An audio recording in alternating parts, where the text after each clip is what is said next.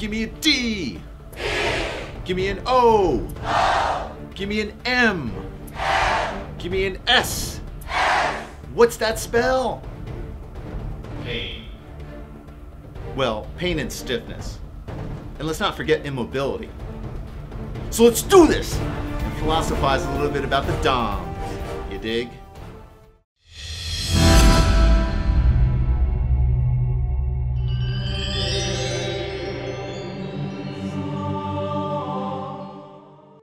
Hey bros, Maximus Gaines here, once again, punching you in the face with philosophical insights into bodybuilding, weightlifting, nutrition, supplementation, and all things to do with health and physical activity. I'm just chilling here at the Theater of Dionysus waiting for the show to start. I think tonight's production is a Little Mermaid. But while I'm waiting, I'd like to introduce you to a real powerhouse of the school of Stoicism, a real rock star in the realm of philosophy, and an all-around fun guy, Chrysippus. Hi Chrysippus, welcome to the show. What do you have to say? Let's feed the donkey some figs and wine. Okay, cool. In a minute. But first I want to tell the viewers about the DOMs. Oh yeah, sure. I'm actually still feeling my back workout from last Monday, so I will be interested in what you have to say. Alright Chrysippus, we'll hook you up. But before we're going to get into that, please do consider smashing that subscribe button below this video. Right next to that subscribe button is a little bell. Smash that bell and it'll notify you every time I release a new video. And that way you can remain on the path to enlightenment. I'm sure that most of you are painfully aware that what I'm referring to when I say DOMs is delayed onset muscle soreness. And if you're not aware of that, then you are not crushing it hard enough at the gym. DOMs conventionally refers to the post-workout feeling of stiffness, tenderness to the touch, and soreness in the muscle, with the pain peaking anywhere from 24 to 72 hours after exercise. DOMs affects everyone. Men, women, younger people, older people, beginners, pros, dogs, cats, horses, and even Mr. Olympia himself. But what is actually happening to your body when you get the DOMs? Now part of this is known science, and the other part is still only theory. As far as the known science part goes, it's been observed that DOMs is due to eccentric contractions, or the lengthening of the muscle. These eccentric contractions cause small-scale damage or microtraumas to the muscle fiber, specifically the Z-line or the Z-disc.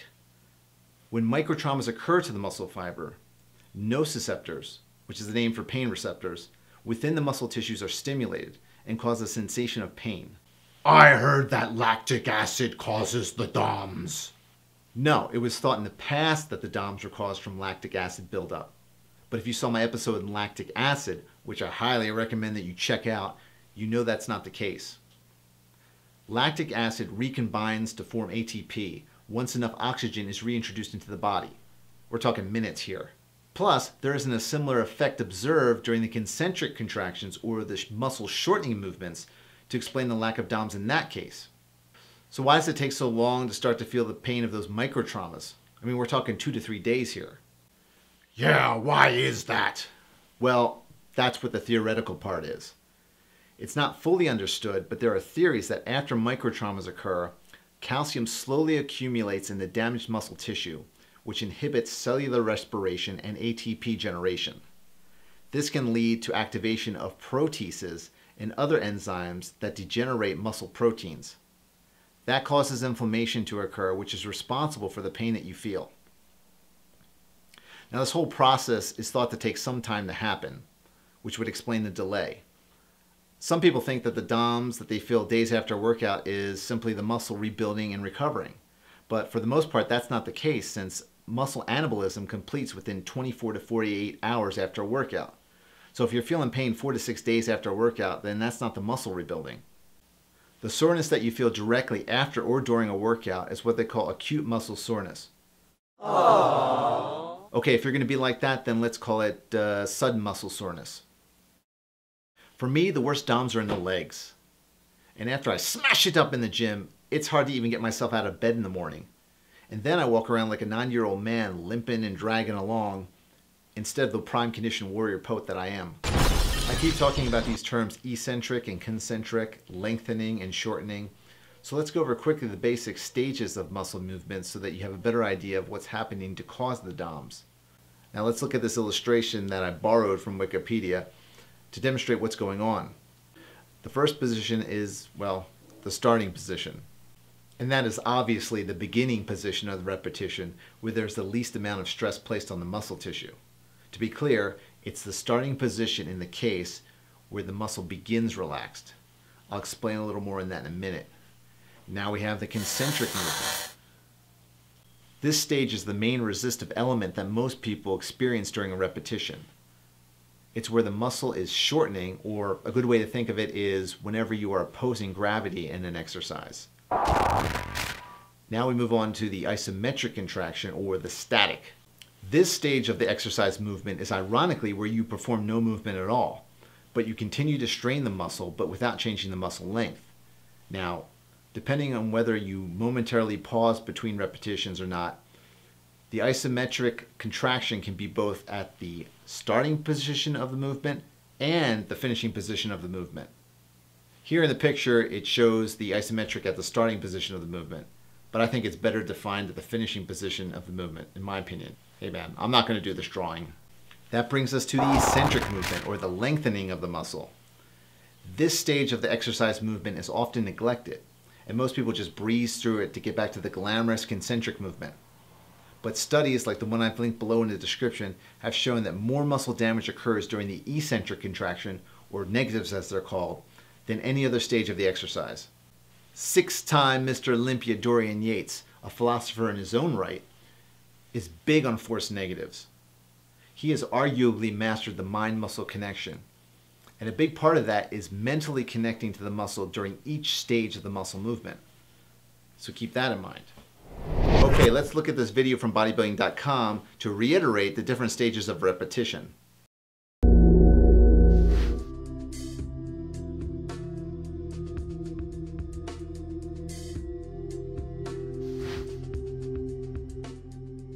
We begin in the starting position, and the muscle should ideally be relaxed. Then as we're pulling away from gravity, we're performing the concentric contraction. Now we hit the finishing position, and that's the isometric contraction. And here it comes, lowering back down the weight while straining is the eccentric contraction.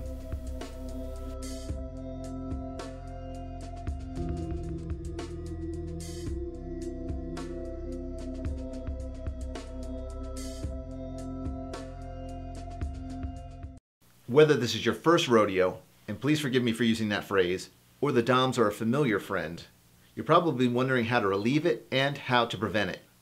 So, here are 4 tips on how to mitigate delayed onset muscle soreness. The first tip is light exercise and stretching the ailing muscle groups. The key to repairing any tissue in the body is a constant supply of rich, oxygenated, and nutrient-filled blood. Stretching the fascia surrounding the muscle along with the muscle itself will allow more blood to flow. Also, warm-ups or light exercises will raise your heart rate and circulate more blood throughout the body. The second tip is keep training even when sore.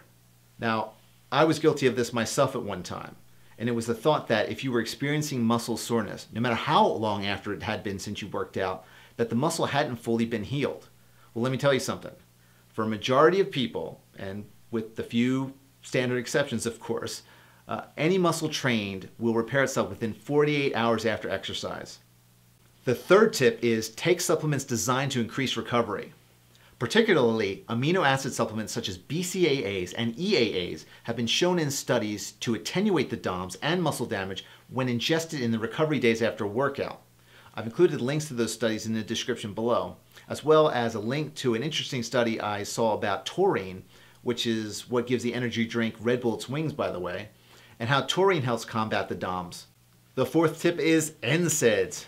Okay, there's some debate about whether taking non-steroidal anti-inflammatory drugs such as ibuprofen, naproxen, or acetaminophen is a good treatment for delayed onset muscle soreness. Since the effects of DOMs seem to be primarily from inflammation in the muscle, you would naturally think that taking an anti-inflammatory drug would be just what the doctor ordered. But there are conflicting studies on this. Some studies say a beneficial effect, some say there's a detrimental effect. Now, I personally try to limit use of any type of medication, especially NSAIDs, because they can have a variety of complications unrelated to DOMS relief. primarily gastrointestinal issues and even kidney and liver issues. So I'm not going to tell you what to do. You decide for yourself. But for me, I'm going to stick to a non-medicinal treatment for my DOMs.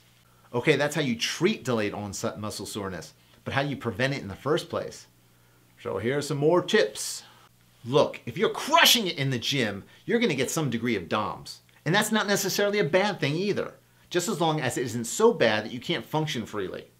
But here are some tips to lessen the degree of DOMs. There's something called the repeat bout effect.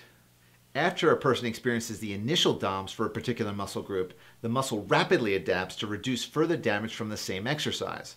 So the more dedicated you are to making it to the gym frequently, the more immunity you will build up to the DOMs. Keep working the muscle at a minimum once per week and you should see a reduction in the severity of your DOMs. Just as we talked about treatment of already occurring pain, prevention of future pain is the same plan. You want to warm up the muscles prior to your workout by stretching the muscle and fascia and get that blood flowing. I've included a link in the description to a study that basically says that. The last tip for prevention, take amino acids. Taking amino acids, primarily BCAAs, directly before, during, or directly after your workout is going to get your body into an anti-catabolic state and fast-track recovery.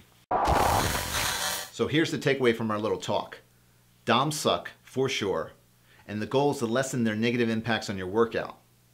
Follow some of the suggestions that I've outlined, but most importantly, don't be a wimp. Suck it up and push through it. What do you think about that advice, Chrysippus? Shut up! Shut up and take the pain! Take the pain! Whoa, that's pretty harsh, but I'm glad you concur. DOMs means that you're crushing it in the gym, so don't lament. Even the worst case of DOMs that I've had has lasted only around a week. And that's usually the time that most weightlifters hit the same muscle group again. So, all right, Chrysippus, let's give that donkey some wine.